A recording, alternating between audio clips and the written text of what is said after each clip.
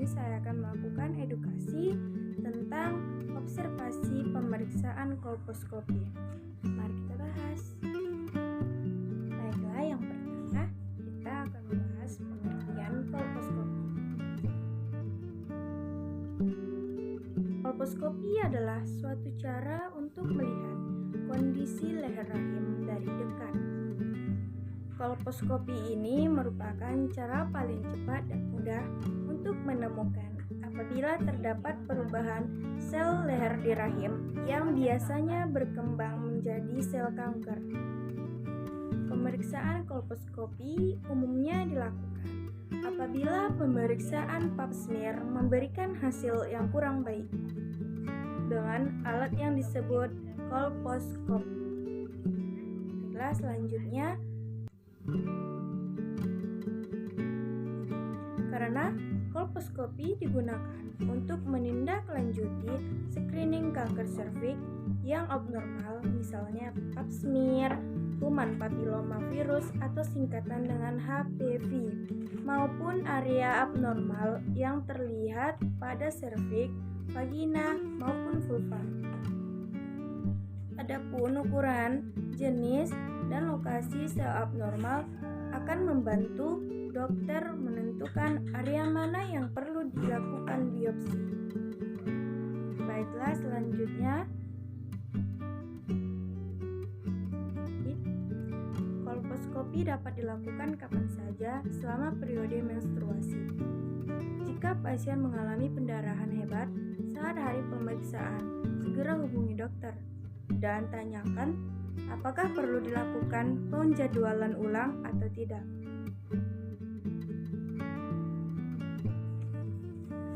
Apabila kamu melakukan kolposkopi tanpa biopsi, kamu mungkin akan mengalami efek samping yang berupa bercak ringan.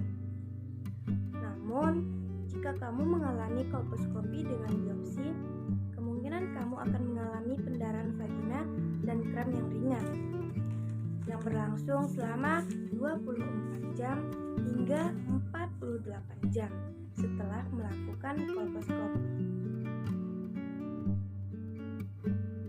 Kolposkopi biasanya tidak digunakan sebagai tes screening untuk wanita yang berisiko tinggi kanker serviks, karena sebaiknya melakukan pemeriksaan pap smear. Meski begitu, dokter akan memberitahu informasi lebih lanjut jika pap smear hasilnya tidak normal melalui prosedur ini. Biasanya, kolposkopi dilakukan bersamaan dengan prosedur biopsi kanker serviks. Prosedur kolposkopi nyaris tidak menimbulkan rasa sakit sedikit pun. Mungkin akan merasakan sedikit tekanan saat spekulum dimasukkan ke dalam vagina. Namun, apabila merasakan cemas atau memiliki ketakutan yang berlebihan sebelum menjalaninya, bisa saja kita merasakan sakit. Maka dari itu, sebaiknya carilah aktivitas yang membantu agar lebih tenang dan rileks sebelum melakukan kolposkopi.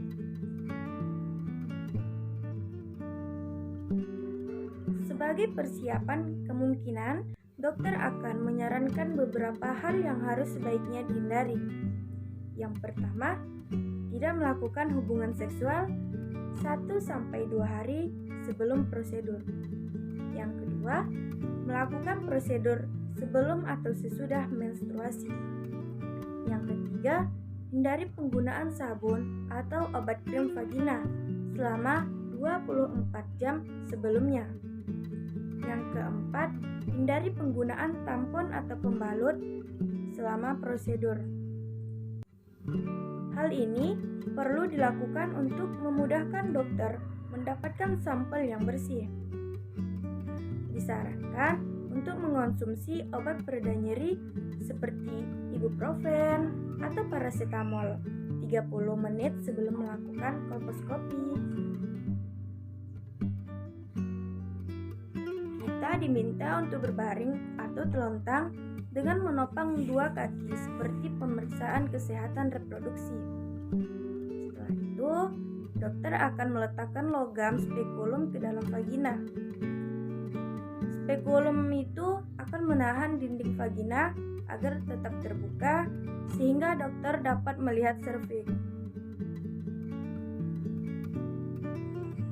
Hasil dari kolposkopi dapat diberitahukan langsung pada kita selama prosedur berlangsung. Namun, untuk hasil biopsi biasanya akan membutuhkan waktu beberapa hari karena membutuhkan pemeriksaan laboratorium. Terbagi menjadi dua. Yang pertama, hasil normal. Hasil normal ditandai dengan larutan cuka tidak menunjukkan adanya bagian yang tidak normal pada jaringan vagina dan serviks terlihat normal.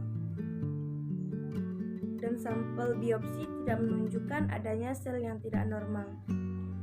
Yang kedua, ada hasil abnormal yang ditandai dengan seperti yang hasil normal, tetapi larutan cuka menunjukkan adanya bagian jaringan yang tidak normal seperti luka, kutil, maupun infeksi.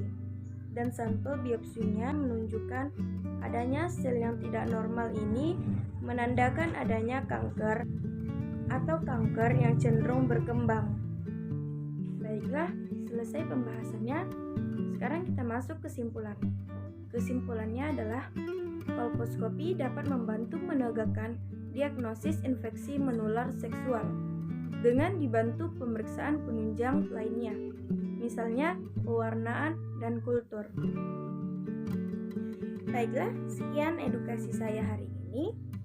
Semoga apa yang saya sampaikan bermanfaat untuk kalian semua. Lebih dan kurang saya mohon maaf.